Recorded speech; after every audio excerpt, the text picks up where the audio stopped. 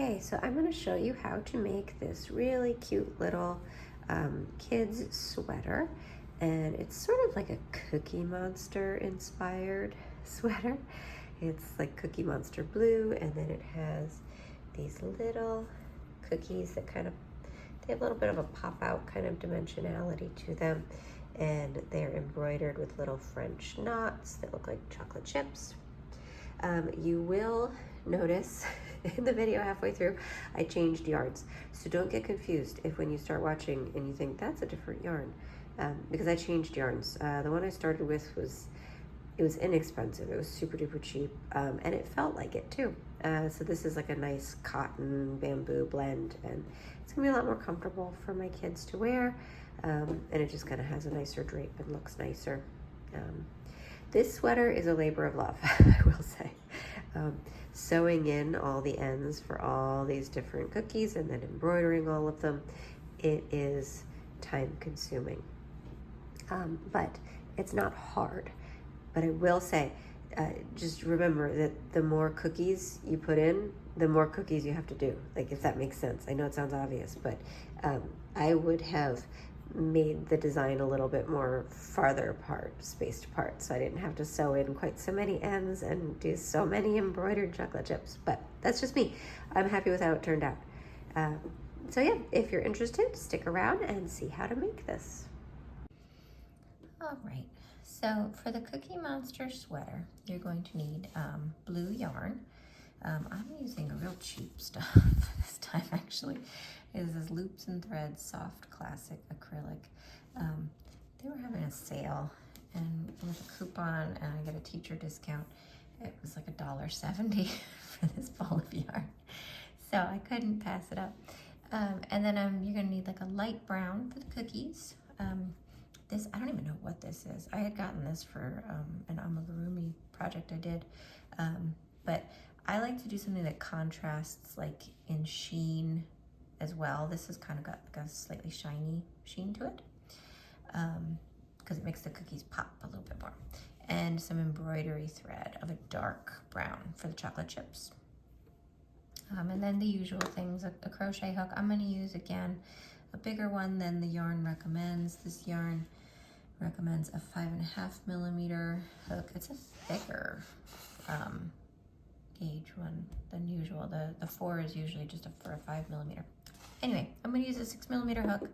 You'll definitely need a tape measure and the other usual suspects like scissors and a needle to sew in your ends and all that.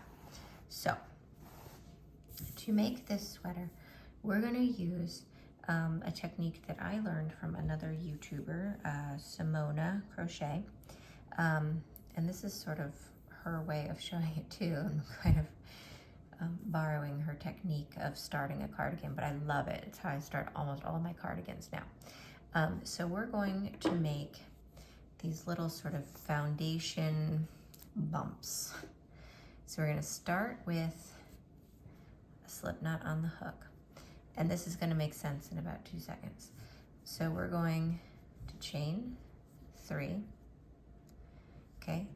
And then we're gonna yarn over and work a double crochet in that first chain from the hook. So let me do that again, because this yarn is a little hard to see. This might be problematic. All right, so chaining 3. Okay, in that first chain that you chained, you yarn over and you double crochet into there.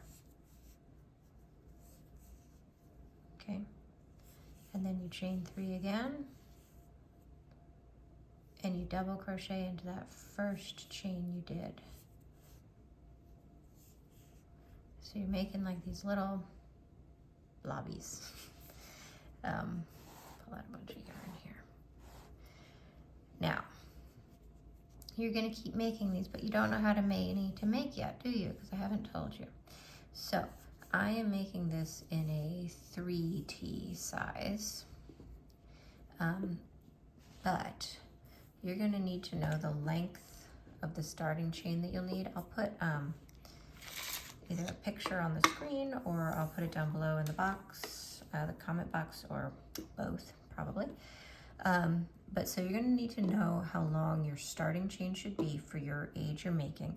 If you're making something that I don't have the starting chain listed for, you're just gonna have to grab a piece of clothing that fits that person and measure around the neckline of a sweater that fits nicely on their neck.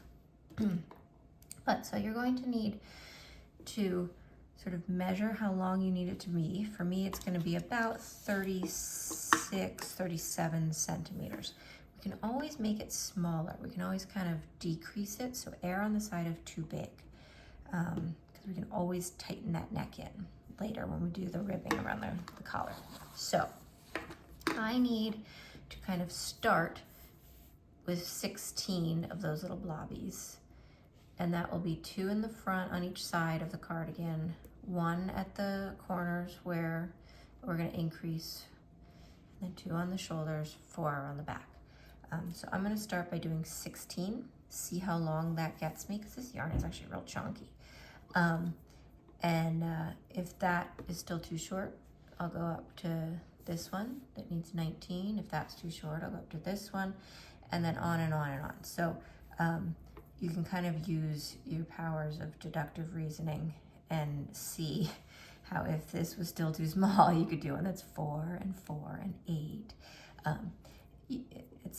It's not rocket surgery. So I'm gonna pause, I'm gonna do 16, and then we'll see how that gets me. Okay, so 16 just about does it for me. So if I just slightly stretch it, just a little bit, it gets me to pretty much exactly 37 centimeters. If you need to size up your hook to get where you need to be with the number of bumpy things, blobs, I guess you could call them, you can do that as well. But the best bet is to just stick to these numbers or make up your own that work for what size you need, because you can make this any size. All right, so you're gonna need to take some stitch markers. I didn't mention those before, but I mean, if you're making a sweater, you need stitch markers. It kind of goes without saying. And it did, I didn't say. All right, so we're gonna mark every corner. So 2, for me, it's gonna be 2 in the, 2 in the front, 2 on each side, and 4 in the back. So 1, 2, mark the third one, count 2 more, mark that one, the third one from that last one, okay? And then I like to go from the other side then too. So 1, 2, and then that third one, we get a stitch marker. Excuse my manicure. 1, 2, on that third one, another stitch marker. And if we did it all correct, there's gonna be 4 on the back. 1, 2, 3, 4. Yep. Good start. Okay. This one's easy if you miscount or undo. I hate when you've got like 97 starting chains and you lose count. Okay, so this is gonna be a little trickier to see, but we are going to chain 2, and we're gonna sort of turn so that the bumps, the camelbacks are pointed up. Okay, we're gonna work into this little space that we made. Okay, so we're gonna work a granny cluster of 3 double crochets into that. Okay, chain 1, 3 again into the next one. This yarn is thicker than I thought it would be. This is gonna be a chunky sweater. Okay, now here we are at a corner. So corners are super easy. Take out the stitch marker for a second. We're gonna chain 1 after that last granny cluster, and then we're going to do 2 double crochets,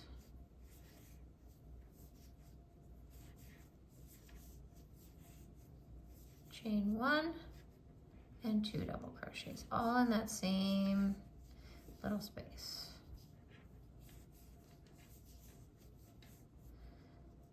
Okay, and then make sure to put your stitch marker back. This pattern, it's pretty obvious which one is the corners, but still just to remind yourself that that's a corner. All right, so keep going all the way down, a granny cluster in each with a chain 1 between them, and then in each corner you're going to do 2 double crochet, chain 1, 2 double crochet, all in that one. All right, so I'll meet you at the end. Okay, so as you can see, it's kind of starting to take the shape of a cardigan already, the sort of neckline here. So here I have finished my last granny cluster. I hope you can see any of this. I didn't think of it, but this Cookie Monster yarn's a little dark.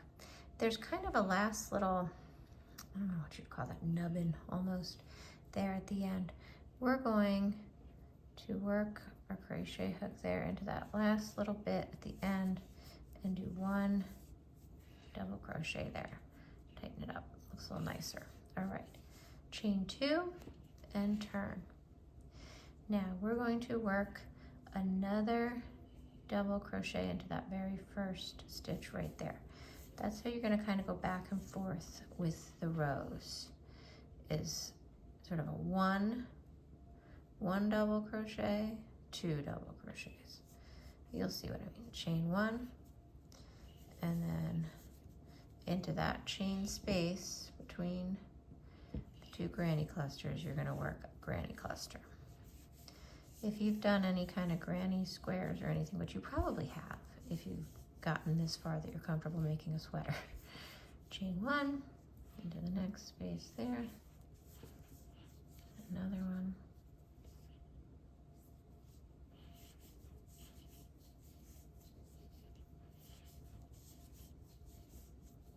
okay, chain 1, and then we're at a corner already. And we're going to do our corner, and you're going to keep going just like that all the way to the end of this row, always remembering the 2 double crochet, chain 1, 2 double crochet in each corner. Okay, so keep going all the way to the end, and then right after that we will make our first cookies. Okay, so here I am at the end of that second row. I've got this last granny cluster here. So I've chained 1, and then I'm going to double crochet into this space between that chain 2 and the first granny cluster.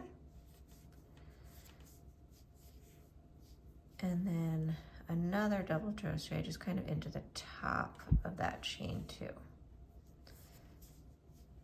Okay. And then chain 2. Now we're going to pause here and we're going to talk about cookies. So this is our sweater. We can kind of imagine what it's going to look like. This is the neckline here of it. This is, and then the sweater's going to come out. So this is the collar, essentially. Now is also a good time, if you have the kid or the person near you, hold it up to them. My kid is asleep, so I can't do that, but I have a shirt that fits him kind of decently and looks like we're on the right track. It's kind of fitting nicely. It's a cardigan, so it doesn't need to go over their head, so you don't have to worry too much about it being too small in that regard. It buttons down the front. Obviously you could work this in the round. I'm not going to. I've done sweaters like this in the round, but I just don't feel like it. I want a cardigan. My kid's always hot. He likes to take them on and off. It's easier this way. So we need to take our brown yarn and we need to decide where we want a couple cookies. So I like to do them kind of just dotted randomly on the sweater. I've also done them, I should have had it out here, I'll show it to you when I film tomorrow. I've also done it where I've done like a row of this kind of design around. I think it looks cute for this to do it just like random, just kind of polka dotted cookies. So I'm gonna do one I guess right here maybe, and then one on the back probably. So I'll start with the one on the back. So if it doesn't, sometimes when you're first doing something, you should maybe do it towards the back in case it doesn't turn out perfect. All right, so we're gonna take a granny square and we're gonna look at it and we're gonna find the middle one right there. We're essentially making just a puff stitch, basically, into the middle of the granny cluster. So I'm gonna make a slip knot with my brown. Oh, I realized when I was practicing earlier, I did a little test piece here, and you could do the same. It's really hideous, look at all these strings. But I just made up like with a scrap yarn, a little granny thing. When I did it with a single strand of it, it was just way too small. I like the way it looks when it was doubled. This was another brown yarn I had, but I thought that looked kind of blah. So I went with this one. So I'm gonna double this yarn because for me, that just looked better, it popped better. You don't need a ton for each one, but I'm gonna err on the side of too much because I've got plenty of brown yarn. All right, so we're gonna do a slip knot, making sure to leave enough yarn just so it ends in. Okay, tighten it up on there. Okay, now we're going to chain 2. Oh, I also, God, I'm not explaining this very well. I switched to a much smaller hook so that it'll really pop and really puff out really, really well. So I'm using actually a 3.25 millimeter hook for mine. Okay, so for a puff stitch, all you need to do is you yarn over, you insert the hook back into that same spot, yarn over again, pull through 2, only 2. This yarn is so splitty. It was a bear to do that stuffed animal with this stuff. Yarn over again, same thing, pull up a loop, pull through only 2. Got 3 loops on your hook. Okay, third time, pull up a loop, pull through just 2, 4. And one last time, I think we'll do it. We've got 1, 2, 3, 4, 5 loops on our hook. Yarn over, pull through all of them. Okay, and then make 2 chains. So really lock it in. Okay, and then grab your scissors, cut the excess, leaving enough to really sew it in. Okay, and then tighten that up really good. So from the front, it's a cute, when we sew it, kind of get it in, it's gonna puff out like a little cookie. Okay, now I wanted to do another one. Maybe I'll do it here, maybe? Why not? As you go, it gets a little easier to figure out the spots because as it gets bigger and bigger, you can really kind of visualize the sweater a lot better. These first couple ones are kind of tricky, but as you go, it'll start to kind of become obvious where you'll put your next one. All right, I'm gonna show you one more time, and then we're gonna do the next row of blue, and then once it's locked in real tight and puffed out really well, I will show you how to do the chocolate chips. All right, so we said this one, I think. Okay, insert your hook in the middle, the second double crochet of the granny cluster. Tighten up my yarn here. Okie doke. Goodness gracious. Things get so tangled. Oh my god. Jeepers crepes. All right. Okie doke. Chain 2. Okay. Go in. Son of a gun. Okay. Pull through only 2. Something is going wrong with this yarn. There we go.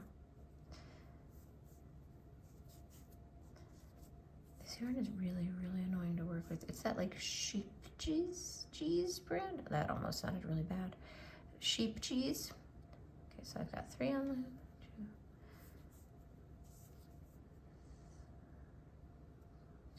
4.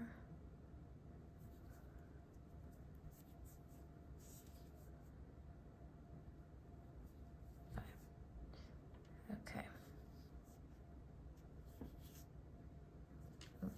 Running real low on yarn here on this one. Okay. Easy peasy, right? Okay. So, back to our bigger hook. I'm going to show you how to lock these down. And then we'll do some chocolate chips, because then from there you can just go off on your own and go for a while without having to watch me. Okay, so in this row we have just start with a chain 2, and we go yarn over and make a cluster right into that first space.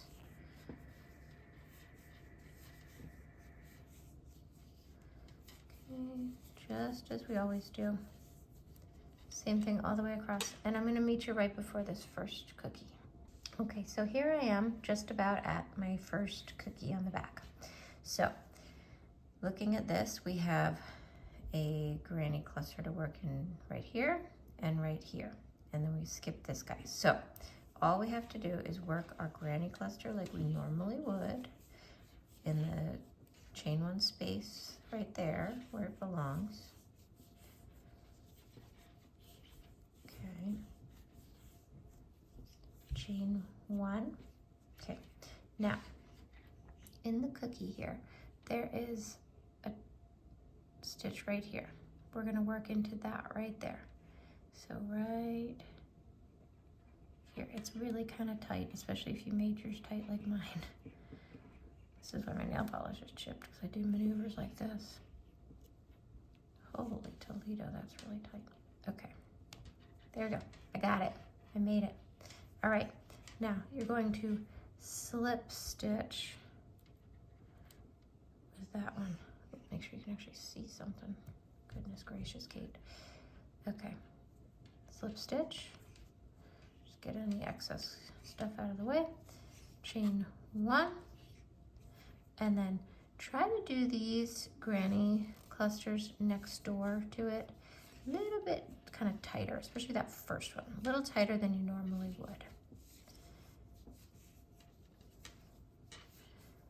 Just to kind of really puff it out, okay?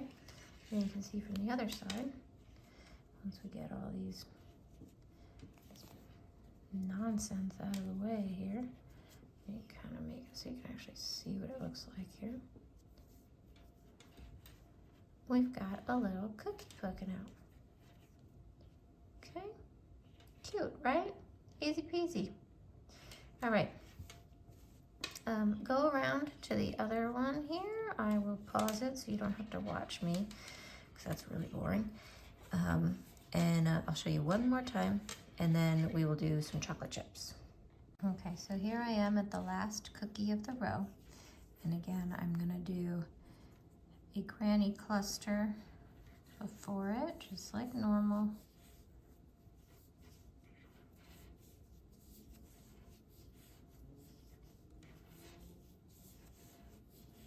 Okay, now, if you don't like the way that that kind of has space along either side, you can not chain 1. In fact, I might see how it looks here and do that for the rest of it. Let's see together what it looks like without chaining 1. Maybe I'll chain 1 just on this side. So I worked into that tippy top stitch there. And let's see how we like it. Bold of me to experiment on the one in the very front. Okay, what is going on here? My goodness. Okay, my last granny square here. Okay, and then because we have this little space here, we're gonna do just just one double crochet there in that space between the double crochet and the chain 2. Okay, so chain 2, turn. Oh, I don't like that at all. Oh, that's horrible. Okay, that's why I chain 1. I was like, I guess that's why. All right. Lesson learned. Okay. There's too many strings. This is a lot of ends to weave in. Just get ready for that. All right, so chain 1. Get through this here. Slip stitch. Chain 1. Yeah, that's better. Okay. And then my last granny cluster here.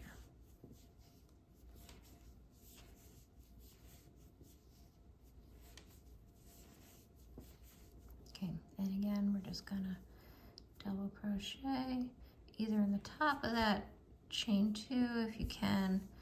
If you can't get in there because it can be tight, just between the 2. All right, so chain 2, turn your work. Yeah, that's much better. Okay. It's cute from both sides though, isn't it? Looks better from that side. That might be the right side of my work then. Okay, but so we have our cookies. So let me show you how. I guess we have to decide what the right side of our work is right this second, don't we? The time is here. Okay, looks a lot better from this side, so I'm gonna make this side the right side of my work. Okay, so what I'm gonna do is I'm actually gonna mark with a stitch marker that I have somewhere. Had a new set of knitting needles, and they came with all these funny little like ends for your knitting needles, I guess, because they're like the round knitting needles. I guess you could do it without having them attached, I guess, to the round thing, and just put those little paw prints on. I don't know. I'm not much of a knitter. All right, so we're gonna. Okay, so I'm gonna mark the side that I was just working on. So we're gonna make sure that we always make cookies so that we're facing this way towards us whenever we make a cookie. Right? Yes, that's the way I was facing. So this is gonna be the right side of our work. My gosh, my nails are terrible. It was a bad day for nails today. Opening all kinds of packages and stuff. It's supposed to be gel. Cheapo. All right, so we have one other slight conundrum type thing happening here. So I need my chest measurement. So the back of the piece needs to be about 31 centimeters for my size. This will be in the size chart too. So you'll know which size to do for you. But I'm already at 20. So we're getting big real quick, but we're not getting long. My yoke is gonna need to be about like 16 centimeters by the time I join my 2 sides. So we need to stop expanding quite so much. So for the next 2-ish rows, I'm gonna decrease a little, not decrease, I'm sorry. I'm going to not increase in the corners. So let me show you what that means. Okay. The big problem with this project is the number of tails. You have so many ends to weave in at the end of this. Just put on a good audiobook. All right, so the last row, we had 2 to start. So we had the chain 2 and then the double crochet. This row is just chain 2. So now the next one, we're gonna chain 2, double crochet into that same first stitch. It'll become obvious as you go which one is which, but it's always either 2 or 1 or 2, back and forth, and that's gonna give you as close to a straight edge as is humanly possible with crochet. So we have our chain 2, double crochet, chain 1. Now, you're gonna have to work a cluster into the slip stitch from the cookie, which is tricky, I know. Okay, so there's 1, 2, 3.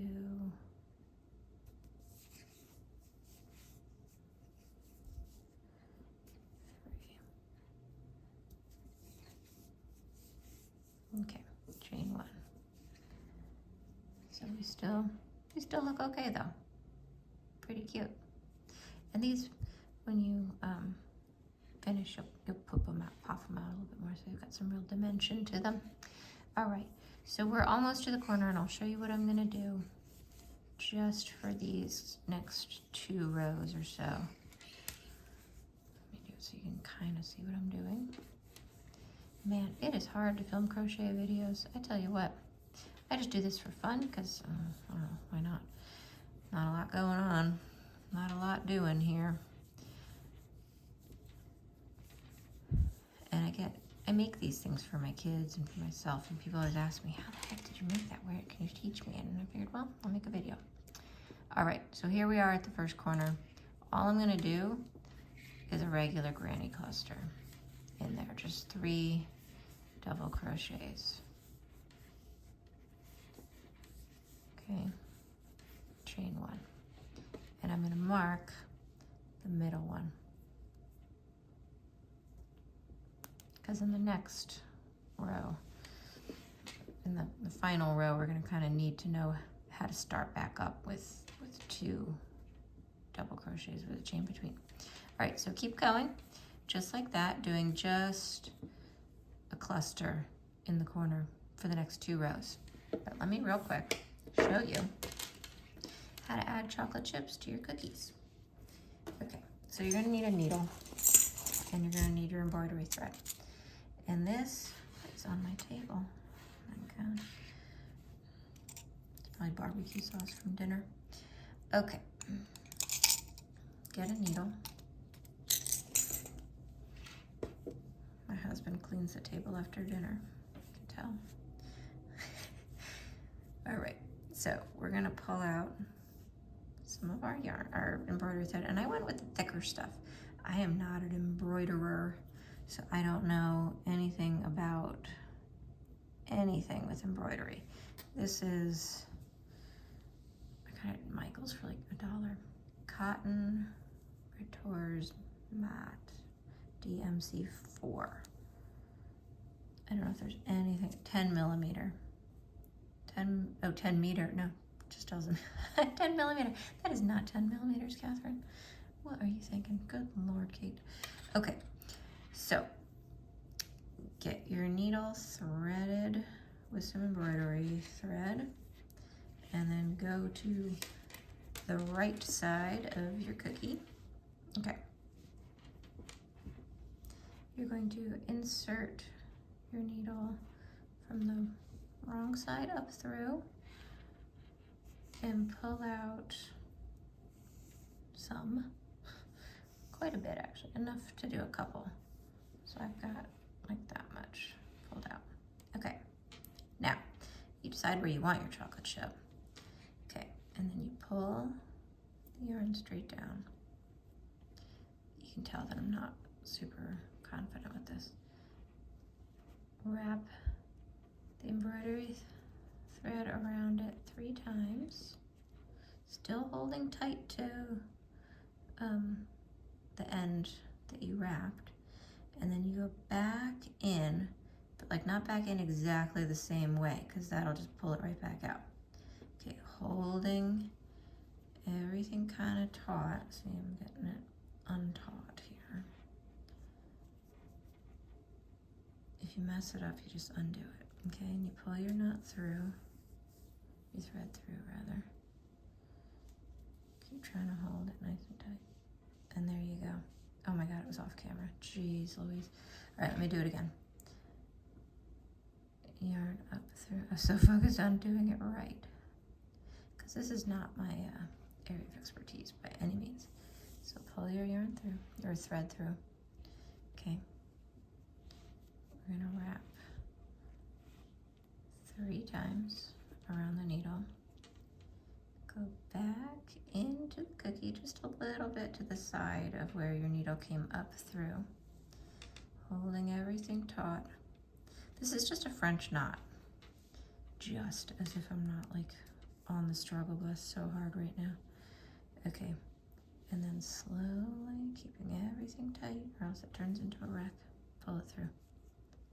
There's another chocolate chip. All right, let's do, I don't know how many to do. 3, maybe 4? No, maybe just 3. You can do different amounts on each one, maybe. Make it look a little bit more random. Okay, wrap it 3 times around. You know, sometimes when you watch a tutorial, you think, gosh, they make that look easy. I'm not. I'm making this look a lot harder than it is. Okay. Pulling it back through.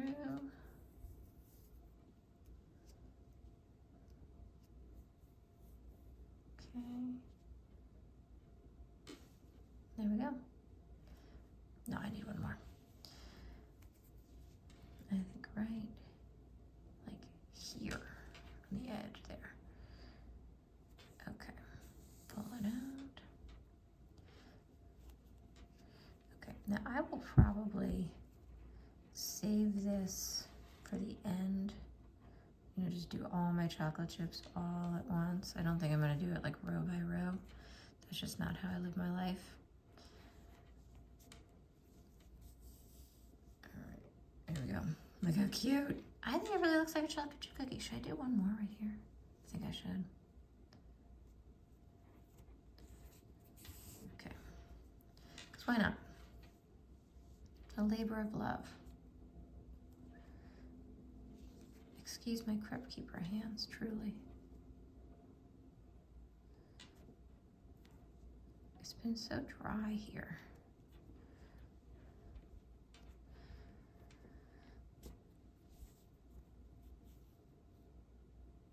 Okay. Cute. I think it really looks like a chocolate chip cookie, especially with the Cookie Monster color. I think it looks like a Cookie Monster sweater with little chocolate chip cookies. Anyway, I think it's cute. Okay, so to end embroidery, I don't really know what I'm doing at all. Oh Lord, Jeezy Pete's, I have made a wreck. So that's something to remember, that you can't just let this become a tangled mess back there. Okay, so I will definitely be doing all of my embroidery at the end because I will weave in all my ends first. Oh well, live and learn. All right, like I said, I'm not an embroiderer, so I'm just gonna make like a little tiny knot because I don't quite know how to end embroidery other than just, I guess, make a knot, right? Okie doke. And then we'll sew that in somewhere in the end. But there we go, there you have it. There is a cookie with little French knot chocolate chips. Okay, so do 2 more rows of the corners being not our normal corners with the 2 and, you know, 2 double crochets, 2 double crochets. Do a couple rows with just a cluster in the corner. And then I'll meet you and show you how to get back to normal. Okay, so here we are at the next row. So we did the last row, just our regular cluster in the corner. So in this corner, I can show you too, all we're gonna do is we're just gonna skip over that, essentially. Just do it as if it's just the next granny cluster. Let me show you. I also wanted to say that I was going for this row.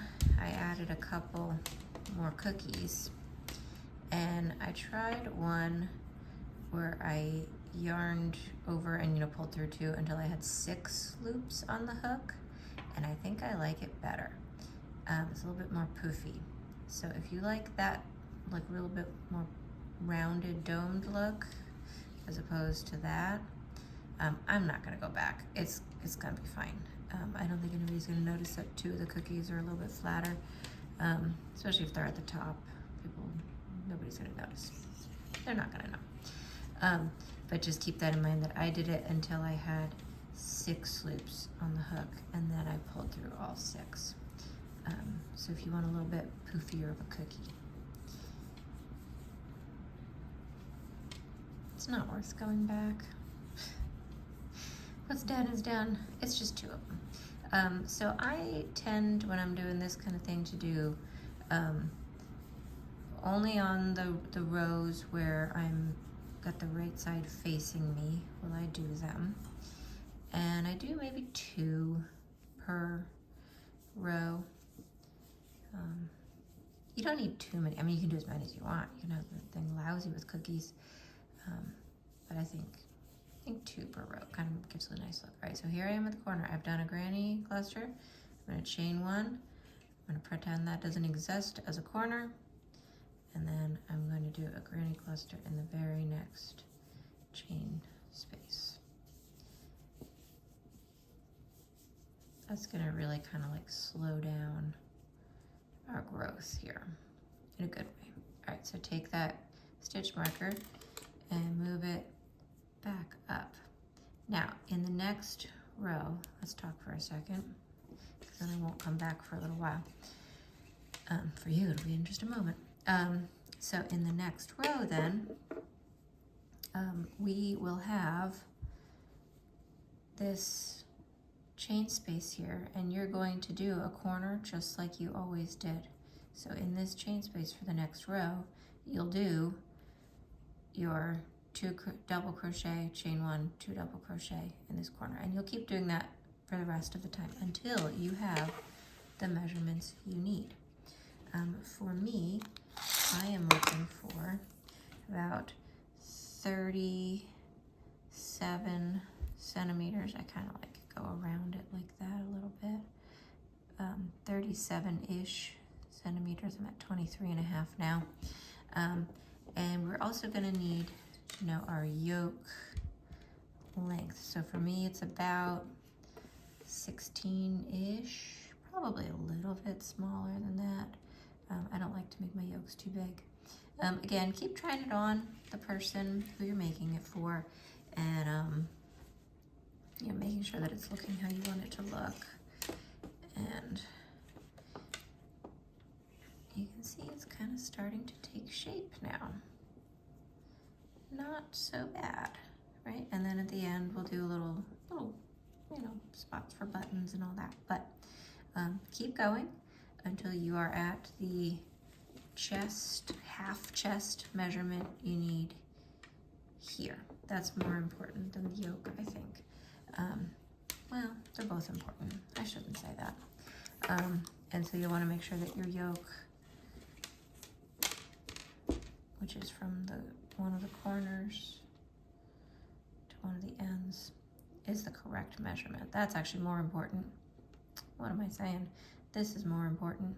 So make sure this is the correct length that you need. You can also hold it up to a shirt, like I said, or try it on the person. And once you have enough armpit space, that's the really important one. Because if you need to add a little bit to make it wider in the chest, we can definitely do that. When we join these, you can add a few chains between where you're joining, and that can give you a little more space in the chest. Okay, so keep going until you're the measurements you need, and keep adding cookies. Don't forget to add cookies, and I'll see you in a bit. Okay, so I've got my yoke. It's called a yoke, by the way. The top of a sweater here where it comes around the neck. I've got mine to the length I want. So I'm at about, just about 15 centimeters. Once I do this last row for connecting the armholes here, it's gonna be just right, I think. If not just a teensy bit big, but it's better to have a little roomy in the armpit. Nobody likes a sweater to be tight in the armpits. All right, so super simple to connect. You're just gonna start your row as usual. Here I am coming up on my first corner. Do a granny cluster.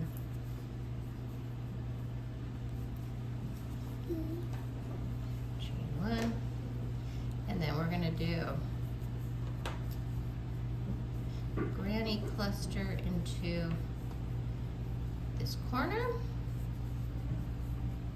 chain 1, skip all this, go to your next corner, and do a granny cluster. Simple as that. And then continue on. And then it gets a lot faster because you're getting to skip all these. So, real quick, if for some reason your yoke was the right length, but your chest measurement was not, mine is nice and big. Mine is, I wanted to be around 31, I'm at like 33-ish. So that's okay. I've got plenty of space in my chest measurement across here, the half chest measurement. If for some reason you didn't, do a couple extra chains in here in the armpit, and we can add a few granny clusters in the corner here. Just sort of make, you know how to sort of start granny clusters and make them. So you would just do maybe 2 spaces or 3 even if you really need a lot. I don't think you would need that many, but you can add a little bit of chest measurement here if you need to on either side. If you add just 1 or 2 granny clusters, it really adds a lot of space in the chest there. Okay, so then we're gonna just keep going all the way around, and I'll show you one more time how to do the other armpit. Okay, so here I am at the next corner. I'm gonna do a cluster right before it.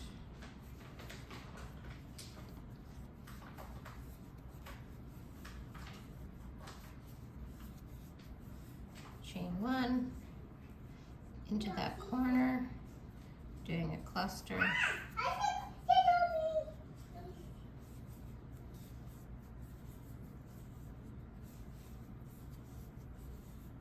Chain 1, skipping all of this, making sure you're folded the correct way with everything, and then you've skipped all this, you're just going to go right into the next corner, right here. Oops, yarn over. There's another cluster.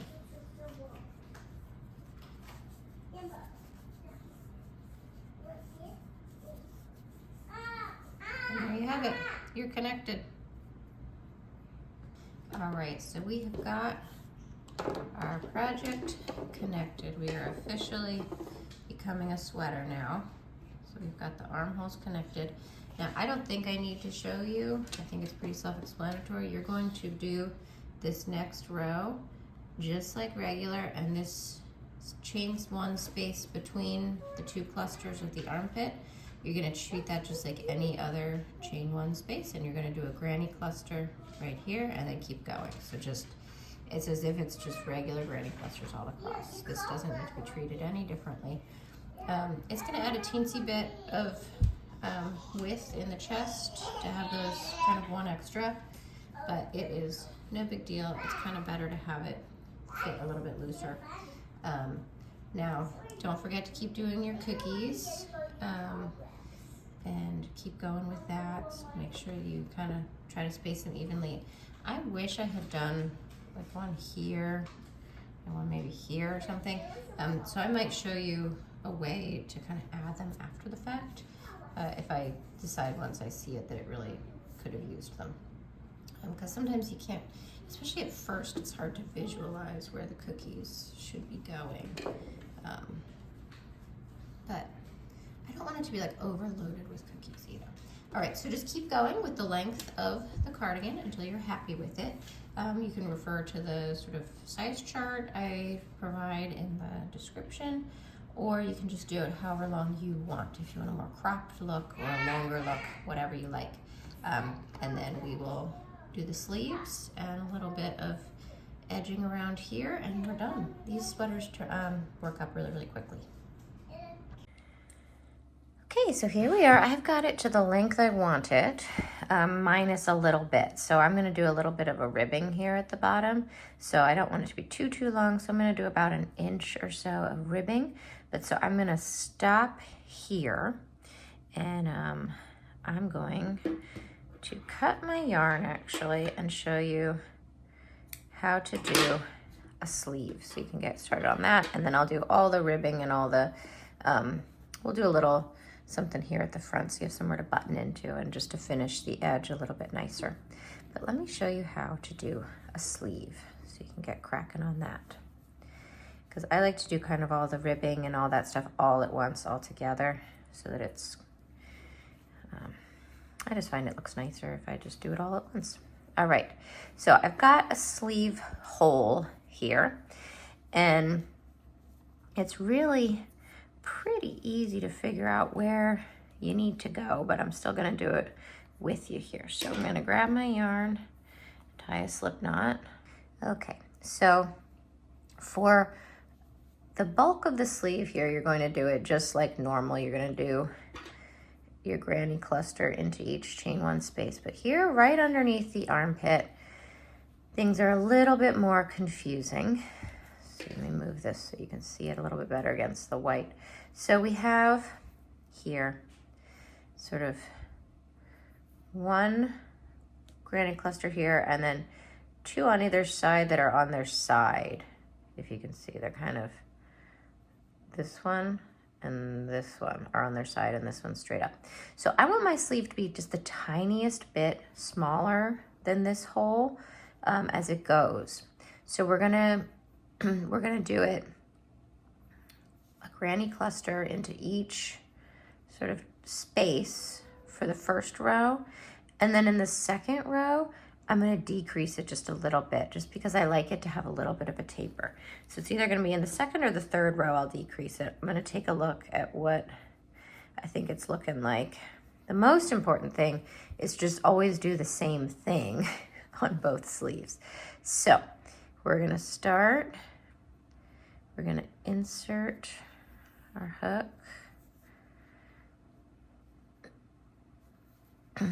We're going to chain two.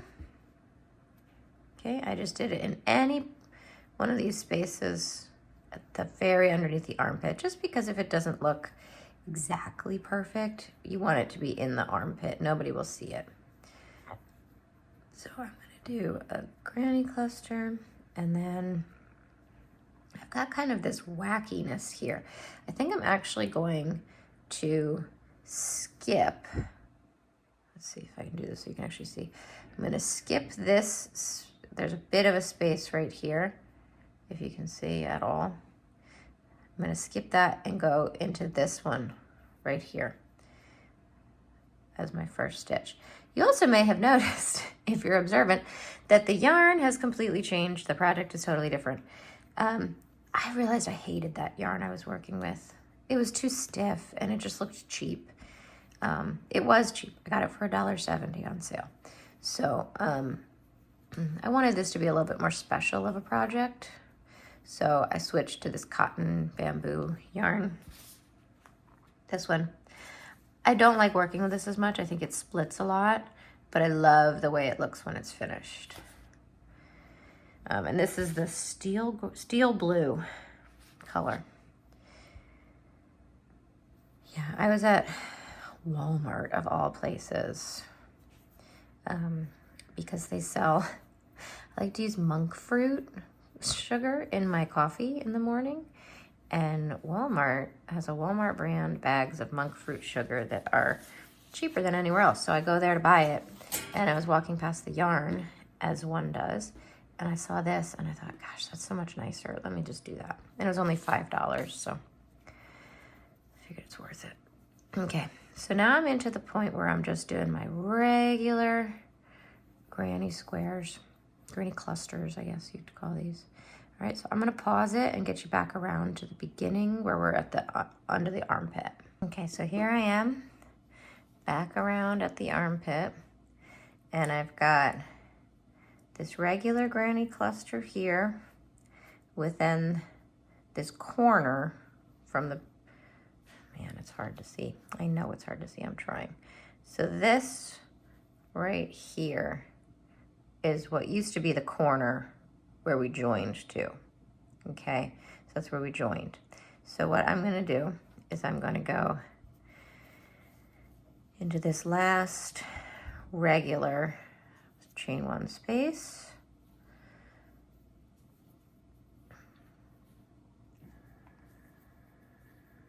Chain 1, and then I'm gonna skip that weird corner space because there's already something going into there, and I'm gonna go into right here, okay, with the next granny cluster. And then I'm gonna count how many I have. And I will actually show you my little sort of trick for making sleeves always turn out the same. And that is to start the next sleeve right now. All right, so I hope you can see anything that's happening here. But we've got just like that. There's really no like wrong way to do it. But you just want to not screw everything up. Okay. Chain 2, turn your work over. Okay. And now this is where it gets a little bit wacky. So we've got these pretty close together. See if you can see that. Going right into the armpit. So I want to actually decrease that down just by a little bit. So I am going to slip stitch over to that next, oh, this yarn splits like crazy. I'm gonna slip stitch over to here, to my first chain 1 space. And I'm gonna start there, and then my last stitch I'll end here and just chain 1 them together, if that makes sense. So let's show you that. So slip stitch over just to get our hook where we want it.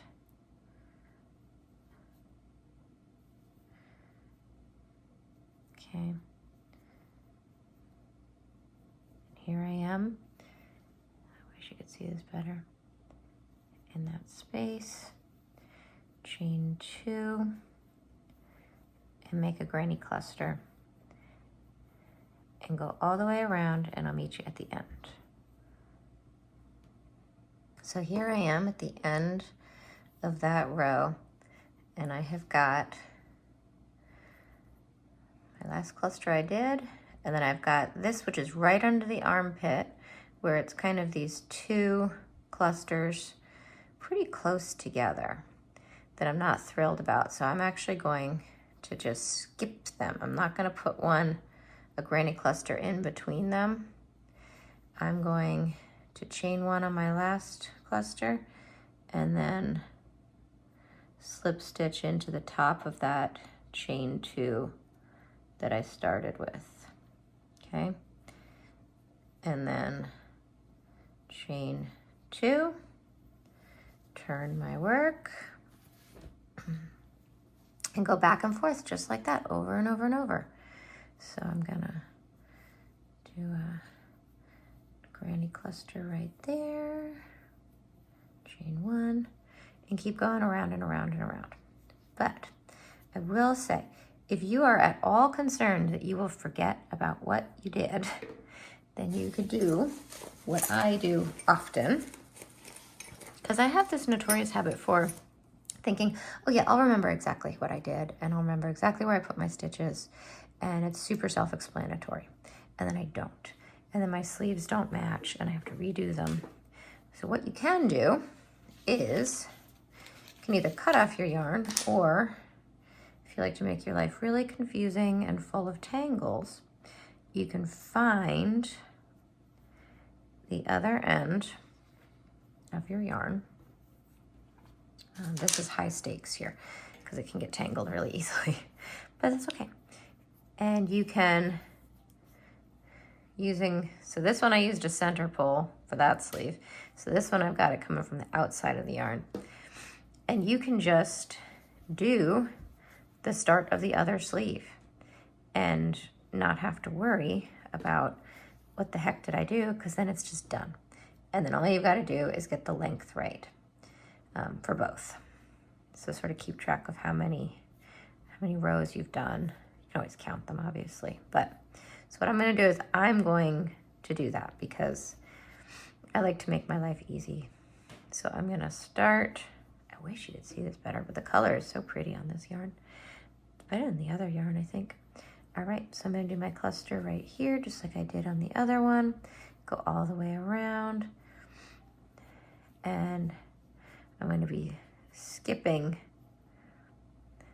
where it was this corner here, essentially, and then the one that connected them when we connected for our yoke. All right, so I'm going to do that. And if you want to keep going too, you should, if you want to, right? Don't abandon it now. We're in the home stretch. So keep going. You can make the sleeves as long or as short as you like. My son has really long arms. My daughter has really short arms for her size. So I'm going to decide how long I want to make them. But you can always have them rolled up too. So I'm going to make them the length that I want them.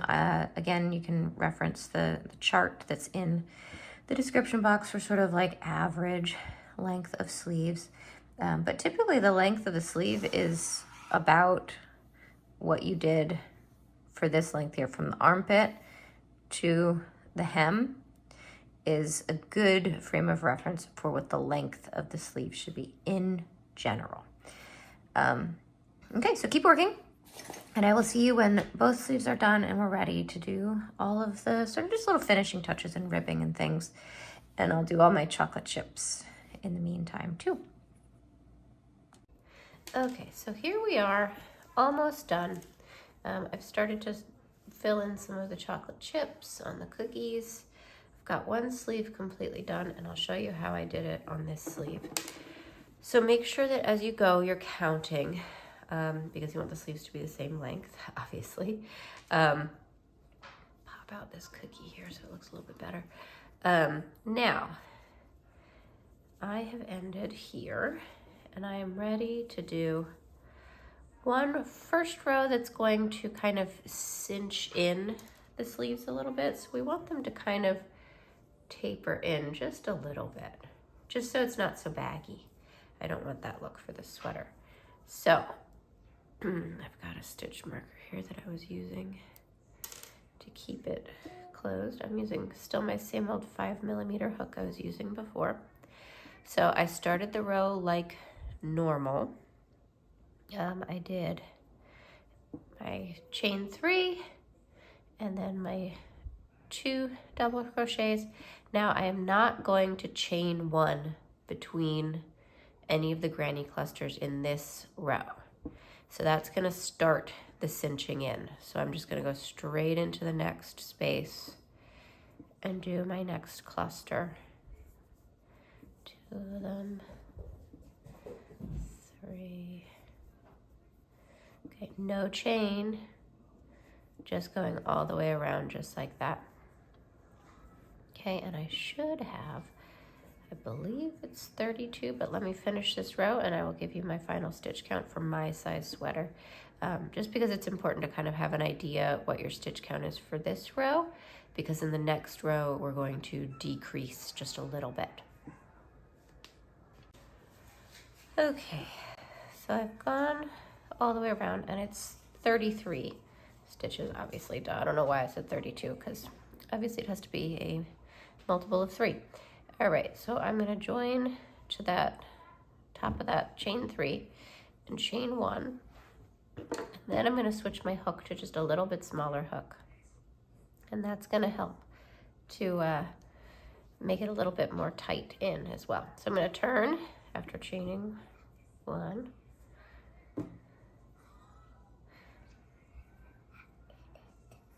What's that on? How did I cough when you just said? Oh, if you cough, it's okay, honey. All right, so we're gonna single crochet around, but we're gonna decrease just a couple times, just like 2 times, just to make it cinch in just a little bit more. So I wanna have a total of 31 stitches. You can hear my poor daughter coughing in the background. You can probably hear that I'm sick too. We've been sick.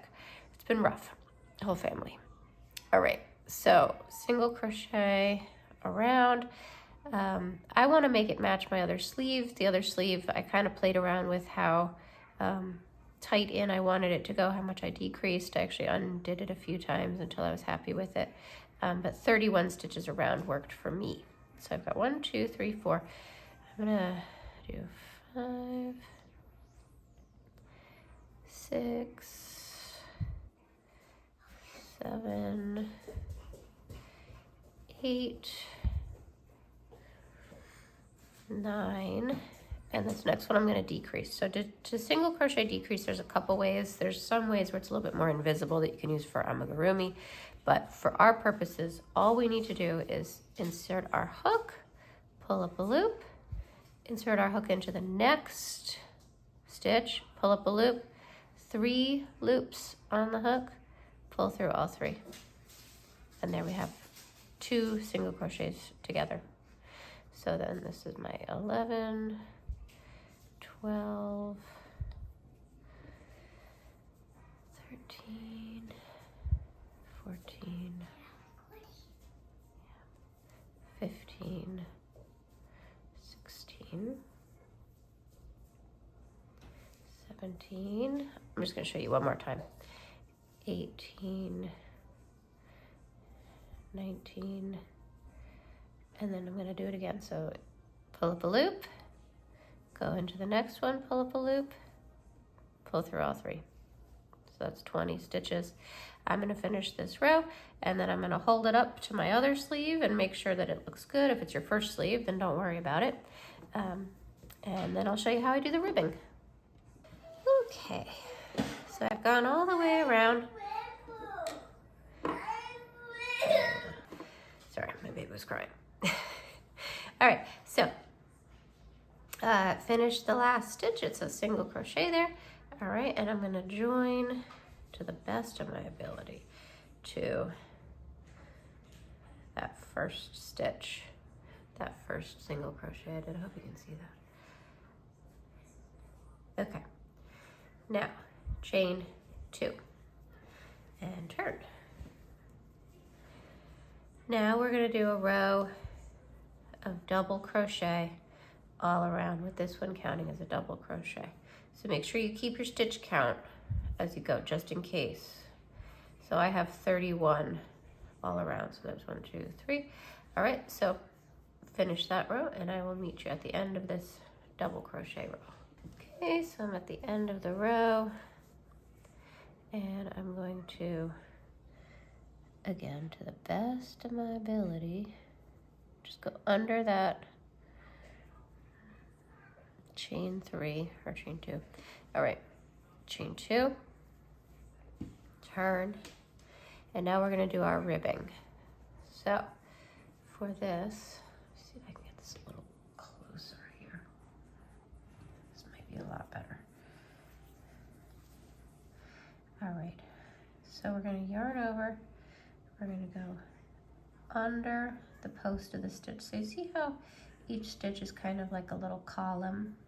So instead of going in like we normally do into the stitch, we're going to go sort of like around that column. So this is a front post here where it pops up, and then we're going to do a back post. That's a teeny bit trickier, I think. You go in, around, and through. So from the back side, you can see we've kind of poked the other way around that post. So that's a back post. And then, you guessed it, front post. And then back post. These are a little fiddly at first if you've never done them. Front post.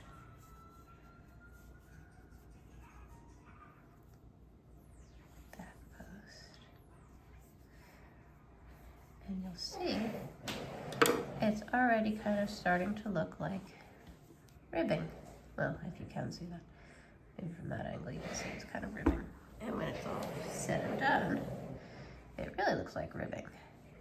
So the more rows of it you do, the more kind of defined it gets. This is 3 rows. So that first row to set it up with the double crochet, and then another row and another row.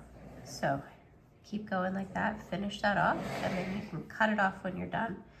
I don't know why that's there. Who knows? And then I'll show you how to do the ribbing on the bottom. And then all we have to do is around the neck a little bit of just kind of finishing it up. And then if you want to do buttonholes, which I do, we're going to do some buttons. All right, so keep going.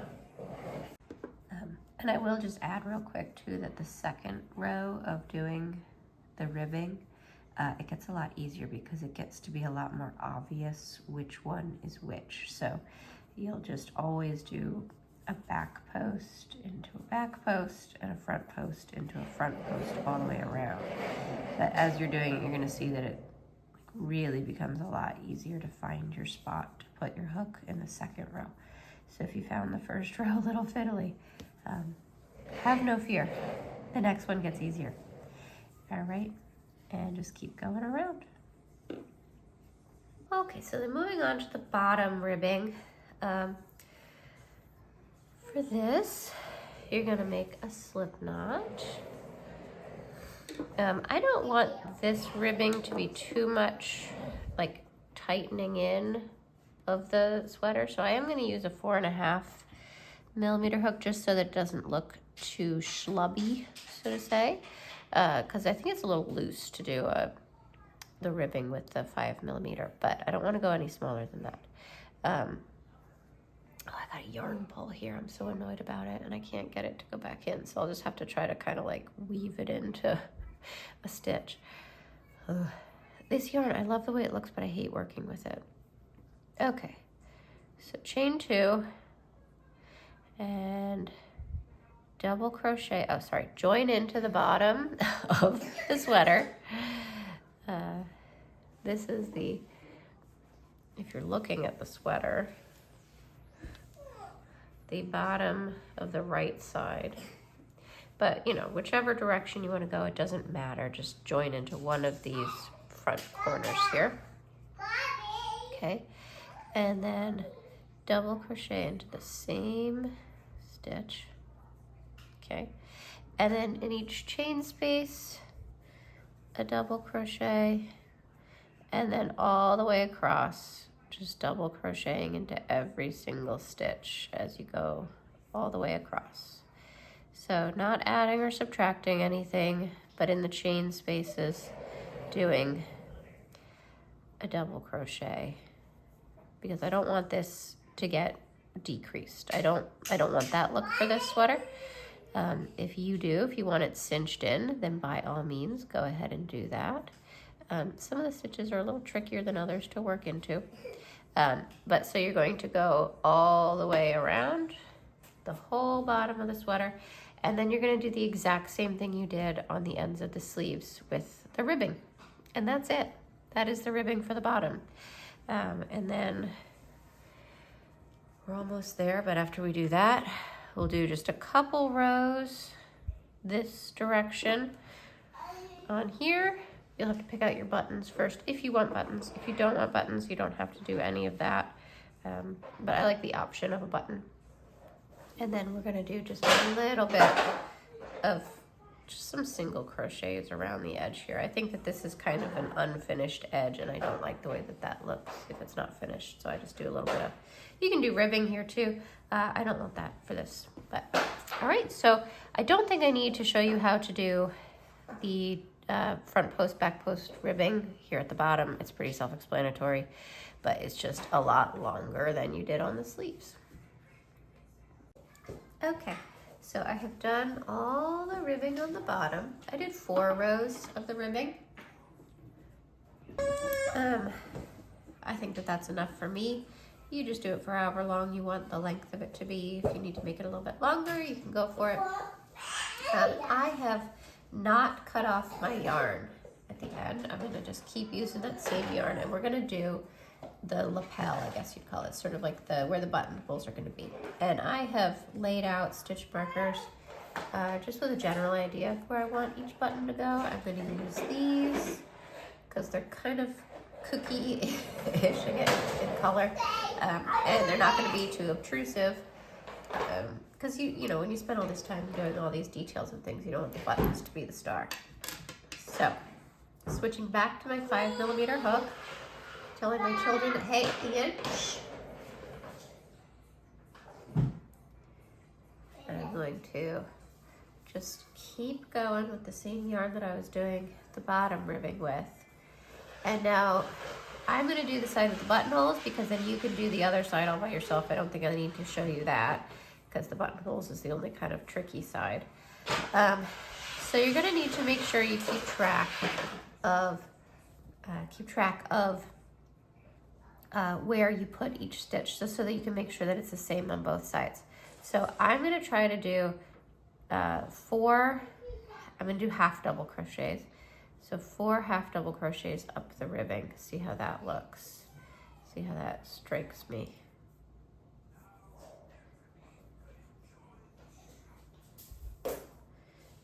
3, 4.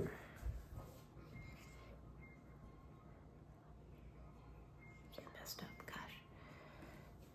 Hate half double crochets, especially with this yarn that splits so much.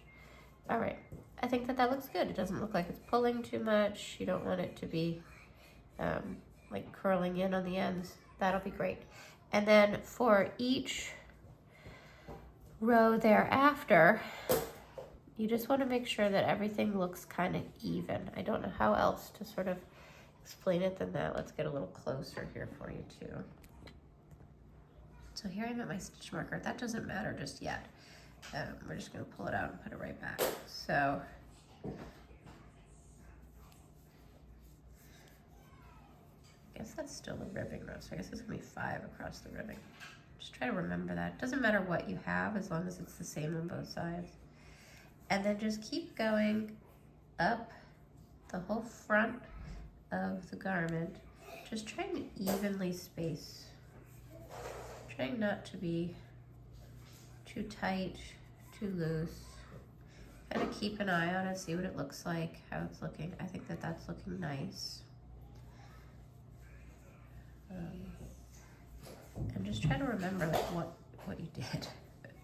So sort of, it looks like it's like 1 half double.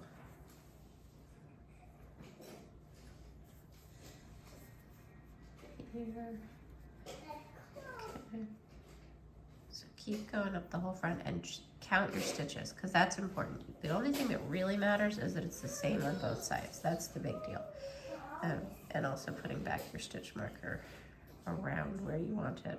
You can always mark those out after you've had this initial row done, but I like to pick out my buttons ahead of time, and depending on the button size, they might need to be spaced out more or less. If they were tinier, you might need them closer, bigger, farther apart, etc.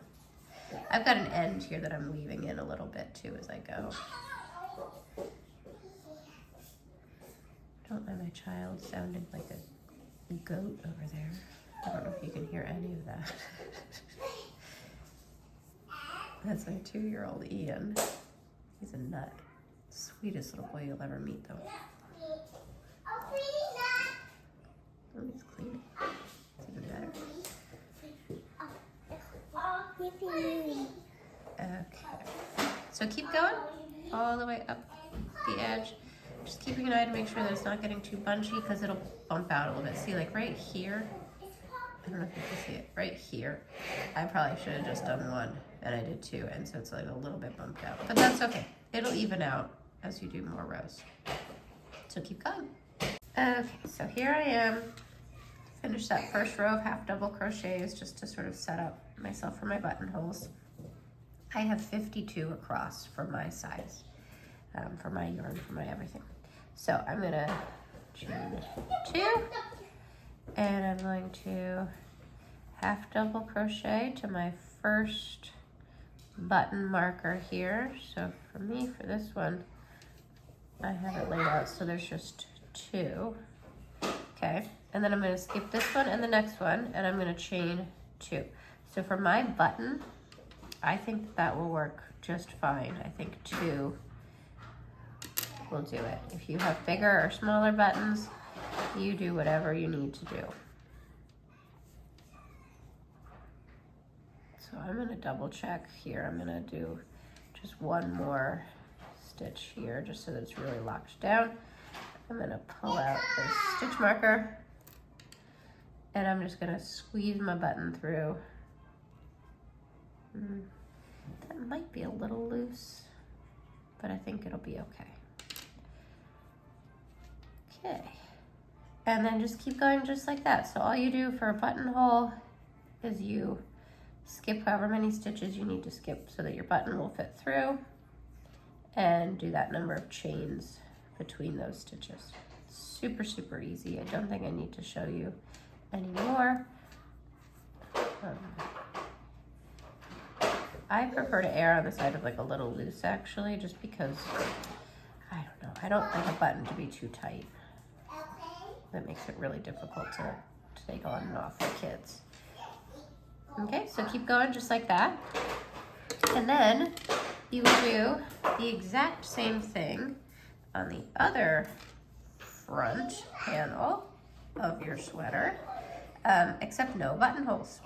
And I will do 3 rows, I think, will be plenty.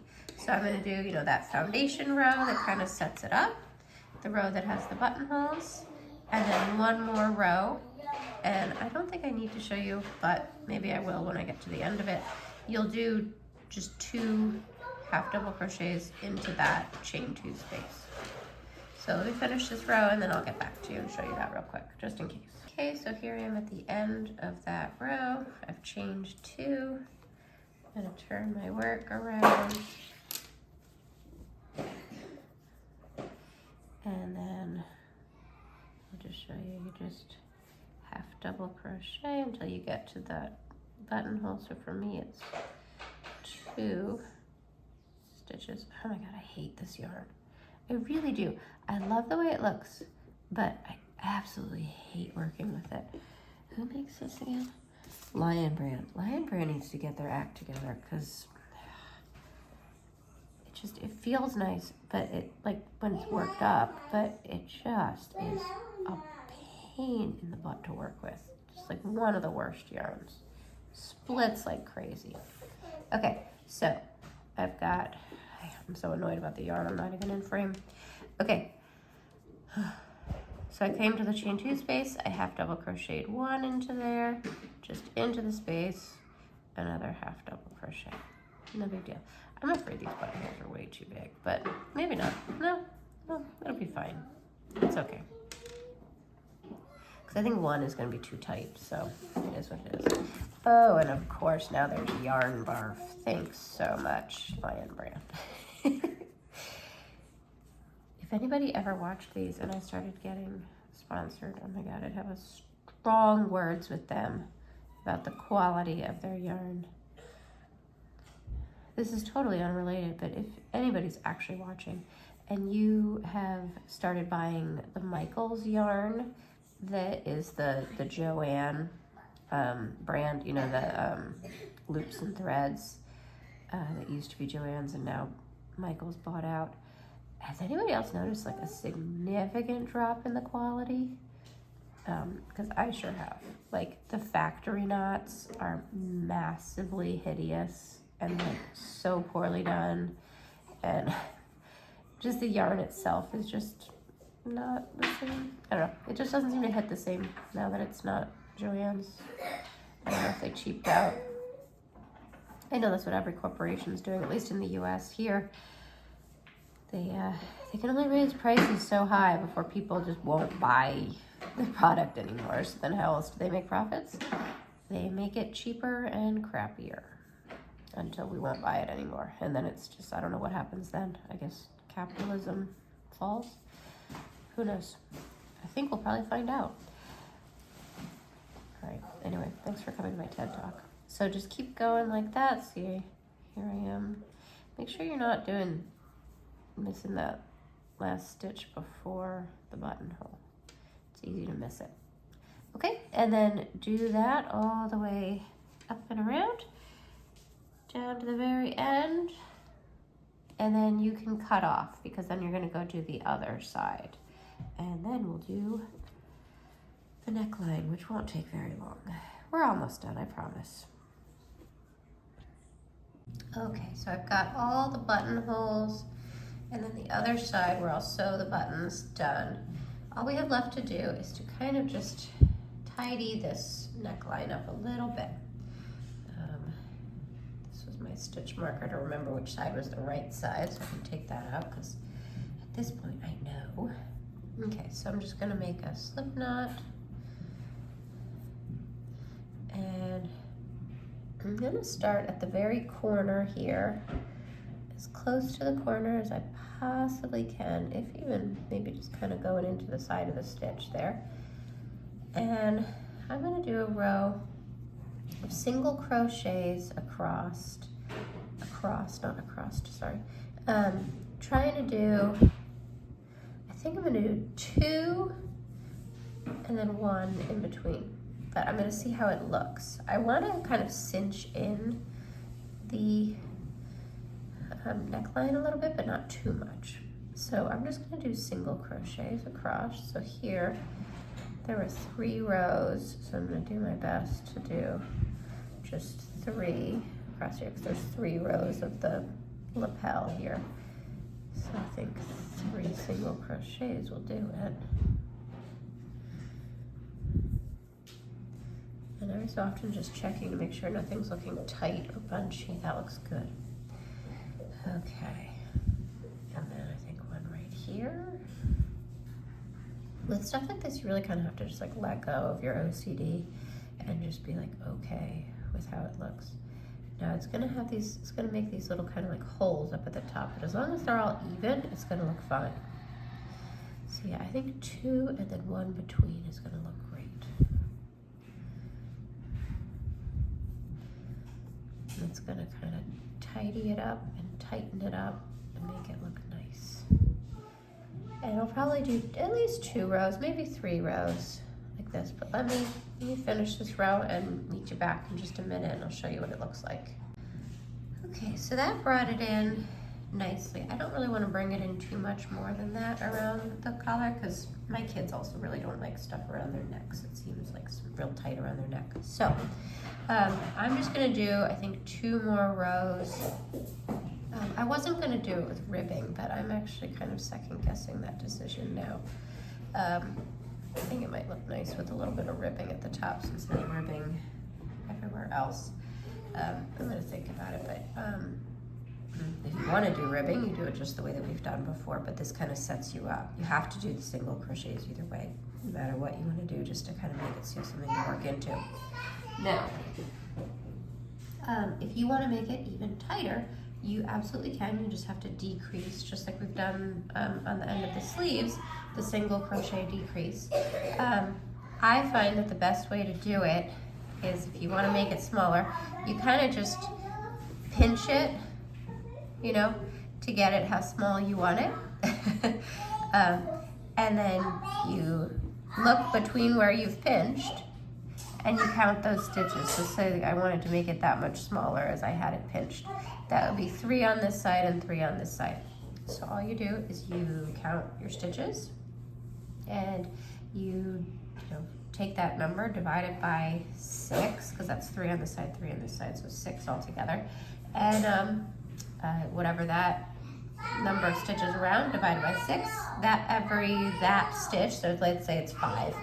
So every 5th stitch, you do a decrease. And you just kind of keep track as you're going and counting and making sure that you're not decreasing too much. Or if you're a little bit more of a, adventurous beginner, you can just kind of like eyeball where a 1/6 of it is. Just kind of go along and say, okay, that's about a 1/6. Every so often put a stitch marker and put it there. Because with a decrease like that, it's not going to really be super visible if it's not perfectly even. It's not like on like a stuffed animal where you see. All right, so I'm gonna decide if I wanna do the ribbing like I've done on the sleeves here at the neck, or if I wanna do just a couple rows of single crochet. And that is about it. It's a super easy sweater to do, I think. Let me zoom out here a little bit. I have a lot of chocolate chip cookies left to embroider and make the chocolate chips on. And there's a lot of sewing for this one, so strap in. But I think it's pretty easy overall. It's just a lot, it's, you know, it's a labor of love. So make it how you want it to be, because you're gonna spend a lot of time on it either way. All right, so I hope you enjoyed this. If you have any questions, you can leave them in the comments. And if you can, just like and subscribe to videos. I've got a couple subscribers. That's kind of fun and exciting. So yeah, thank you so much. Take care of yourself.